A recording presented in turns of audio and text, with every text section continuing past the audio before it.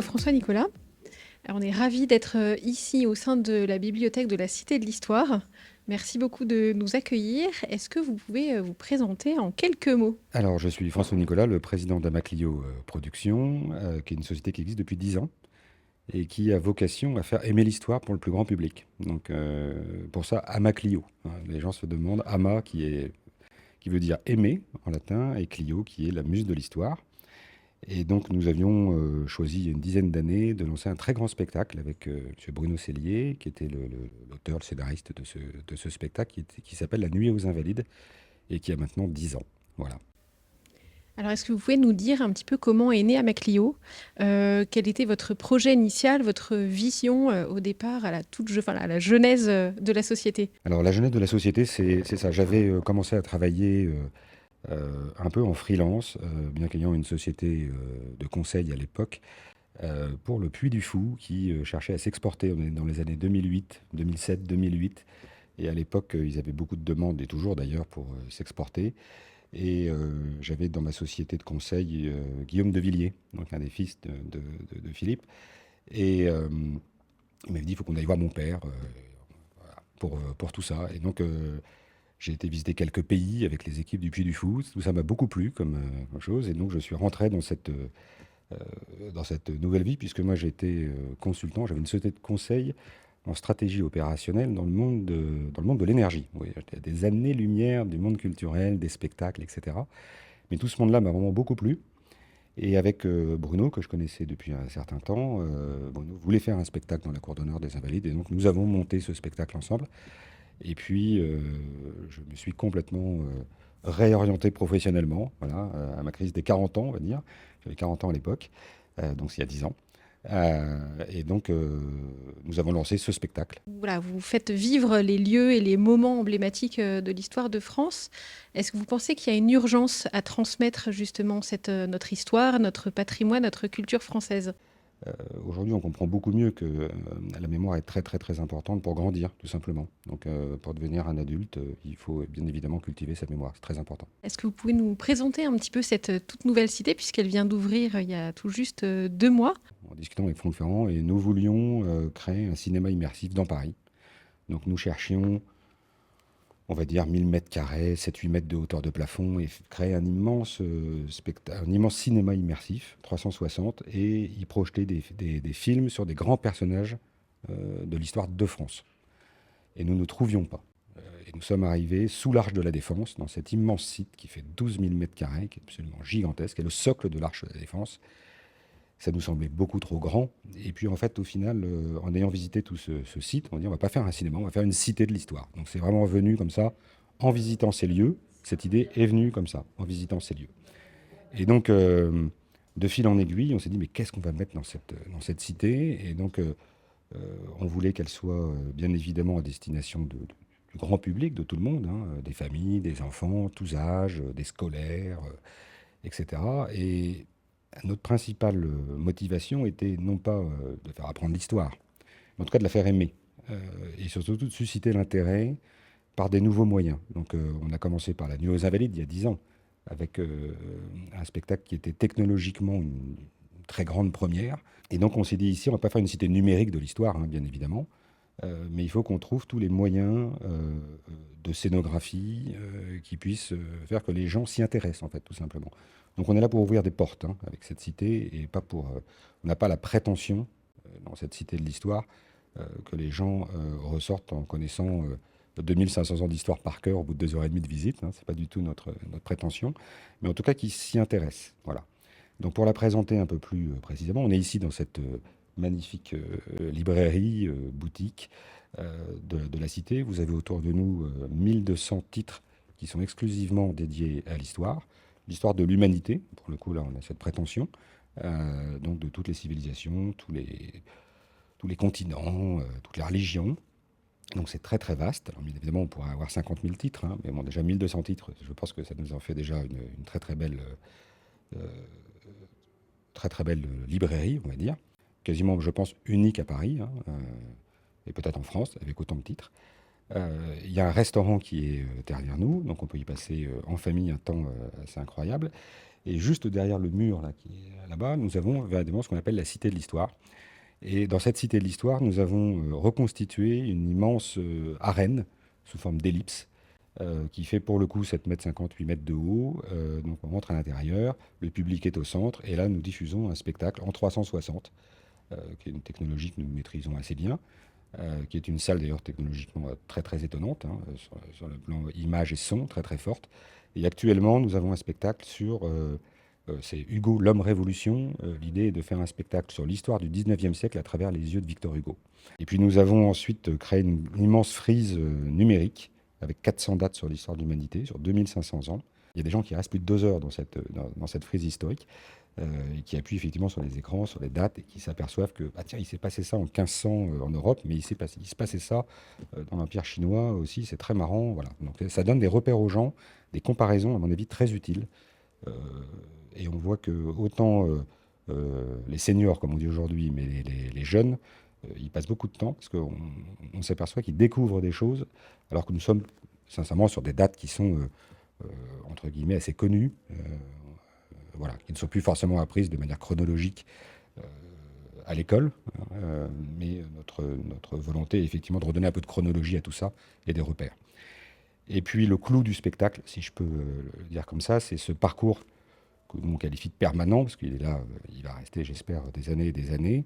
On va l'enrichir, on va le modifier, mais en tout cas, c'est vraiment le cœur de la Cité de l'Histoire, je termine par là, qui est un parcours où on remonte le temps, c'est une machine à remonter le temps. Donc on démarre en 1992, et je laisse vos auditeurs essayer de comprendre pourquoi nous avons choisi 1992. Et nous nous arrêtons à l'époque de Charlemagne. On n'avait pas la place d'aller beaucoup plus loin non plus, même si c'est gigantesque. Et donc là, nous avons 17 salles qui retracent l'histoire de France à rebours. On remonte sous forme d'enquête, en fait, tout simplement, pour aussi montrer l'importance des liens de cause à effet dans l'histoire, tout simplement. Et donc, c'est Franck Ferrand qui, effectivement, anime, la voix de Franck Ferrand, parce qu'il n'est pas là tous les jours en permanence, qui anime, effectivement, et qui explique tout ce cheminement de aujourd'hui jusqu'à Charlemagne. Donc, on a recréé des décors. Le principe est de surprendre. Donc, effectivement, il y a des comédiens et nous ne sommes pas tombés sur des dates, pour le coup, à part certaines, totalement évidentes. Donc voilà, on est plus dans une ambiance de l'époque, dans une explication du contexte. Euh, alors c'est très rapide, ça dure 35 minutes, hein, on reste, mais donc c'est euh, un tourbillon incroyable qui dure 35 minutes sur l'histoire et là on se dit d'où l'on vient. Ah oui, on vient de là, on vient de là. Et voilà, c'était. Donc vous voyez qu'il y a un côté très spectaculaire. C'est une histoire de spectacle en fait, hein. Il y a ce côté, euh, voilà, ce côté spectacle auquel on tenait beaucoup pour que les gens, pour susciter l'intérêt sur l'histoire. Et je pense que rien de mieux que de tomber dans une ambiance, par exemple au moment de Jeanne d'Arc. Voilà, alors là, on a une actrice qui est Jeanne d'Arc, qui vous parle, etc. Et vous êtes dans un décor réel, à l'échelle 1, qui vous met complètement dans cette ambiance-là. Et je pense que là, c'est un peu comme la réalité virtuelle. Quand vous êtes immergé dans une ambiance et que tous vos sens, en fait, sont appelés, tous vos sens sont appelés, euh, eh bien, tout de suite, si l'histoire est belle, si l'histoire est bien racontée, ça va forcément toucher votre cœur. Donc, si l'histoire est bien racontée, vous avez une émotion, vos sens sont touchés, et à ce moment-là, vous pouvez vraiment toucher l'intelligence des gens et ancrer effectivement des idées, des faits. C'est important et que les gens les retiennent. Voilà. Vous proposez aussi des conférences, je crois. Et alors, nous avons un cycle de conférences, plusieurs cycles de conférences, et tous les lundis. Voilà, on va essayer d'ancrer ça, on vient de démarrer. On a déjà eu 3 cycles qui ont été faits. Voilà. Il faut que cette cité devienne un lieu de vie autour de l'histoire. Donc nous venons de démarrer, il y a encore plein de choses qui vont se passer dans cette cité dans les mois et les années à venir. On a plein d'idées encore. Voilà, donc les gens pourront revenir plusieurs fois visiter cette cité. Comment justement concevez-vous cette transmission auprès des nouvelles générations? Bah justement, je la conçois de cette manière-là, c'est-à-dire que c'est vraiment l'ADN de Maclio Productions, créé il y a 10 ans, comme je vous le disais, c'est que je ne vais pas revenir sur l'intérêt de l'histoire, hein, qui forme les intelligences, en tout cas qui leur donne des repères très importants. Et donc la meilleure manière aujourd'hui, à mon sens, c'est de remettre de la chronologie, de toucher les sens, des gens, parce il faut s'adapter au monde dans lequel on vit. Et le monde dans lequel on vit, même s'il y a beaucoup de jeunes, hein, et ça c'est très bien, qui achètent des livres, qui lisent des livres d'histoire, beaucoup, mais pas assez. Voilà. Et donc pour rattraper, entre guillemets, hein, tout le reste de la population qui n'est plus habituée trop à lire, il faut effectivement repasser par un chemin qui n'est plus celui auquel nous avons, en tout cas ma génération et celle de mes parents, étaient habitués. Euh, Avant, on allait, on allait dans la bibliothèque du grand-père et puis on prenait un bouquin sur Henri IV et on dévorait ça. Aujourd'hui, bah, malheureusement, chez les grands-parents, il n'y a plus forcément des livres sur Henri IV, donc on est plus sur nos tablettes, etc. Donc pour rattraper ça, euh, je pense qu'on est obligé de créer des lieux comme ça. Voilà. Et voilà. On voit que ça marche pas trop mal, puisque à Macléo Productions, il y a quand même quelques millions de spectateurs à son actif déjà. Donc on- je pense qu'on tient le bon bout, en tout cas. On est une goutte d'eau, mais on tient le bon bout. Alors, on va changer un petit peu de registre. Vous êtes donc un ancien scout d'Europe. Est-ce que vous pouvez nous parler un petit peu de votre parcours? Alors, j'ai été louveteau dans un groupe de scouts marins. Alors, pas louveteau, mais en tout cas, quand je suis rentré, à 11 ans, j'étais scout, j'ai été chef d'équipage, donc. Et puis ensuite assistant. Et puis donc voilà, je dois avouer que j'étais rentré dans le scoutisme parce que mon grand frère était un féru de scoutisme, trouvait ça génial. Moi, j'étais plutôt dans les livres, en fait, hein. J'étais pas forcément un fou furieux d'aller camper sous la tente, dans les bois. Bon, c'était pas trop mon truc, en fait, hein. Donc j'y suis allé un peu obligé, en fait, hein, un peu obligé. Et puis finalement, bah, j'ai trouvé ça génial. Pas tout de suite, hein. J'ai eu des moments compliqués. Vous savez, quand on est scout marin, en plus, on n'était pas sur les côtes, donc c'était que les camps d'été. Donc, euh, je me souviens de camp-pack où sur des barques, on descendait des Loises. Je me souviens, en sortant de ce camp-pack, je me dit, mais plus jamais je remettrai les pieds au scout. Une semaine trempée jusqu'à l'os, pendant une semaine, impossible de se sécher. Donc voilà, j'ai eu des périodes qui étaient difficiles, qui n'étaient pas du tout en adéquation avec moi, en fait, hein, tout simplement. Et puis en fait, tous ces moments forts ont fait que j'ai fini par aimer le scoutisme, tout simplement. J'ai quitté les scouts marins. La troupe avait quelques difficultés à l'époque à survivre. Et puis c'était compliqué d'être scout marin parce qu'il y avait plein de diplômes, etc. Tout ça. Je suis rentré chez les Biffins, comme on dit. Je suis rentré chez les Biffins. Mais directement comme assistant, parce que j'avais déjà l'âge à l'époque. J'avais été chef d'équipage à 15 ans. Voilà, déjà. Et bon, il y avait des difficultés de trouver des chefs, en fait, hein, toujours, quoi. Ça, c'est toujours récurrent. Donc, on était chef très jeune, peut-être trop jeune, mais en tout cas très jeune. Et puis, je suis devenu chef de troupe à l'âge de 18 ans, d'une troupe à Paris, euh, qui marchait très bien. Voilà. Et j'ai pris la troupe avec 3 patrouilles, et 3 ans après, elle avait sept patrouilles. Donc, voilà. Après, elle a dédoublé. Voilà. Donc, c'était euh, une aventure assez exceptionnelle euh, qui a été pour moi vous savez, dans la vie d'un homme, il y a des événements ou des moments très importants. Donc on a coutume de dire le mariage, très important. Moi, j'ai plutôt coutume de dire la naissance de son premier enfant, quelque chose de très important. Mais effectivement, le fait d'avoir été chef de troupe a été pour moi majeur, mais vraiment majeur. Euh, je pense que c'est un apprentissage d'une maturité incroyable. Et quand vous commandez, euh, il y a des choses très importantes, c'est que vous devez apprendre à obéir. Euh, il faut d'abord passer par là, et après vous êtes un bon chef quand vous savez déjà bien obéir.